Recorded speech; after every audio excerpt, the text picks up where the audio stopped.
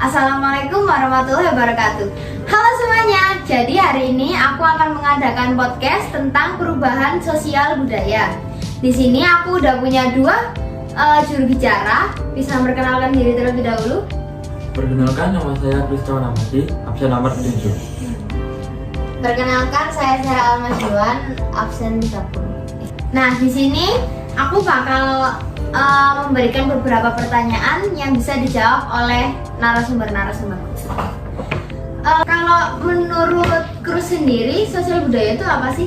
Segala hal yang diciptakan oleh manusia dengan pikiran dan budaya dalam kehidupan bermasyarakat. Kalau kemarin kan kita kan ada COVID-19 ya. Menurut kalian dalam kasus pandemi COVID-19 itu membawa hal negatif apa sih buat sosial budaya kita?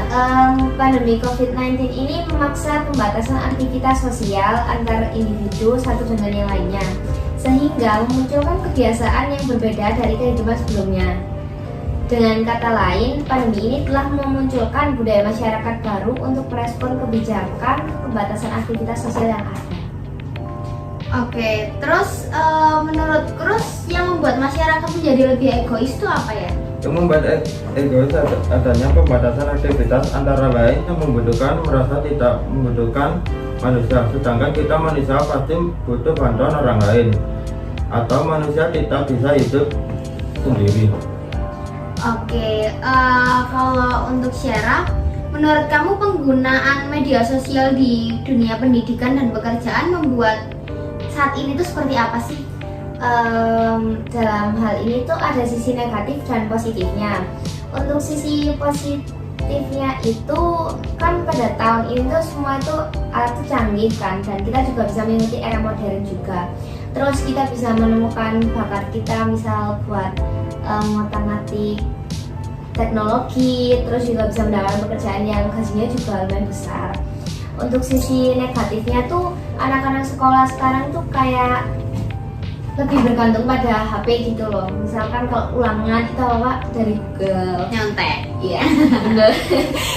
Jadi tuh kayak nggak bisa apa ya, emang benar nilainya bagus, tapi tuh dari anaknya sendiri tuh nggak punya yang lebih gitu loh.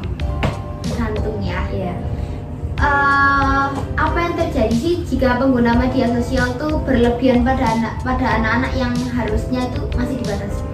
Salah satu resiko penggunaan media sosial yang paling buruk adalah sosialisasi. Seorang anak akan lebih senang dengan teman online-nya dibanding melakukan sosialisasi secara langsung dengan teman real atau teman asli. Sehingga sosialisasi anak tidak berkembang karena mereka fokus dengan teman online-nya. Oke, kalau tadi kan udah dampak negatifnya pandemi COVID ya. Nah sekarang kalau peran positifnya pada sosial budaya itu apa sih akibat COVID-19? Peran positifnya tuh banyak orang tuh bisa buka usaha lewat media sosial kan. Terus misal cari yang pengangguran itu bisa buka usaha. Terus penghasilannya juga lumayan kalau misalkan dari sekarang kan kita jiwa-jiwa rebahan nih. Jadi tuh kayak pasti mager keluar kan. Jadi kayak apa-apa tuh check out gitu. Terus juga dari pertemanan itu kita bisa mengenal teman yang jauh dari wilayah kita. Misalkan kita temenan dari IG, itu kita bisa kenal dari luar Jawa ataupun juga bisa sampai luar negeri. Menambah teman ya berarti. Iya. Bisa nggak sih kalian jelasin ke aku dan juga ke penonton semua, terutama warga positif, apa aja sih dampak yang terjadi di dalam sosial budaya? Dampak yang terjadi dalam perubahan sosial budaya itu ada 4. Untuk yang pertama dan kedua bisa dijelaskan oleh Gus. Tadi perubahan sosiologi munculnya norma-norma yang menyebabkan kurdul-kurdul suatu kondisi di mana kita tidak terbiasa akan suatu norma sosial sehingga kesulitan untuk mematuhi norma tersebut. Misalnya adalah aturan protokol kesehatan seperti memakai masker, menjaga jarak, rajin mencuci tangan, dan sebagainya. Dengan adanya norma baru tersebut membuat masyarakat sedikit terganggu karena belum terbiasa menerapkan dalam kehidupan sehari-hari. 2. Bidang ekonomi. Di masa pandemi ini terjadi penurunan ekonomi yang menyebabkan banyak karyawan yang PHK, pendapatan negara berkurang drastis terkait dengan kebijakan pembatas pajak untuk sementara waktu. Berkurangnya pendapatan di berbagai perusahaan dunia disebabkan karena terhambat bahkan terhentinya proses pemasaran atau kelanjutan produksi. Setiap perusahaan karena kebijakan pemerintah seperti PSBB dan sebagainya. Yang ketiga ada pada bidang budaya.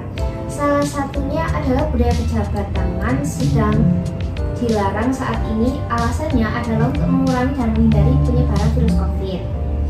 Nah, di dunia melalui kontak langsung dari seorang yang kita tidak ketahui dia terinfeksi atau tidak pada bidang politik dan hukum, pemerintah mengeluarkan kebijakan-kebijakan berkaitan dengan pandemi COVID-19 dan juga adanya peraturan baru yang harus ditaati. Contohnya kebijakan PSBB atau pembatasan sosial berskala besar. Tidak hanya PSBB, namun ada juga aturan wajib menggunakan masker, tidak boleh mengadakan berkumpul, berjaga jarak, dan sebagainya. PSBB itu kan membuat kita seperti pada tahun kemarin kena COVID itu hari raya nggak bisa terlalu jauh kan. Nah, yang keempat itu pada bidang pendidikan. Pemerintah menciptakan metode belajar mengajar baru yaitu dengan menggunakan sistem daring. Banyak pro dan kontra mengenai sistem tersebut, namun pemerintah tetap menganjurkan untuk melakukannya karena pembelajaran siswa tidak boleh terhenti saat ini. Pemerintah sedang mengupayakan untuk memberikan solusi yang terbaik. Dan juga atas keluhan para pelajar mengenai sarana maupun prasarana pembelajaran dengan sistem daring. Demikian itu tadi beberapa contoh perubahan sosial yang terjadi pada kehidupan masyarakat saat pandemi COVID-19. Oke. Menurut kalian atau menurut salah satu rekan dari kalian boleh deh, bagaimana sih peran sistem belanja online pada saat ini? Untuk sistem peran belanja online itu memudahkan kita dalam berbelanja atau hal lainnya kan. Contohnya ketika kita ingin mencari barang tapi dalam toko tidak ada, dan juga kita kadang kan keinginannya juga bervariasi, terus juga bisa custom sembarangan gitu kan. Jadi kita bisa cari di toko-toko online gitu yang juga meski ada ongkir tapi ada promo gitulah, Lebih murah nggak sih? tapi juga ada plus minusnya. Iya, nggak bisa melihat barangnya secara langsung ya. Iya. Terus peran positifnya juga kita bisa buka usaha baru dalam online. Nggak butuh modal yang banyak juga ya.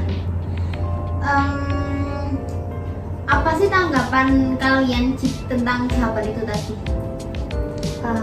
Dari yang saya rasa itu jawaban yang tadi itu sudah mencakup semua hal dari pertanyaan tadi kan.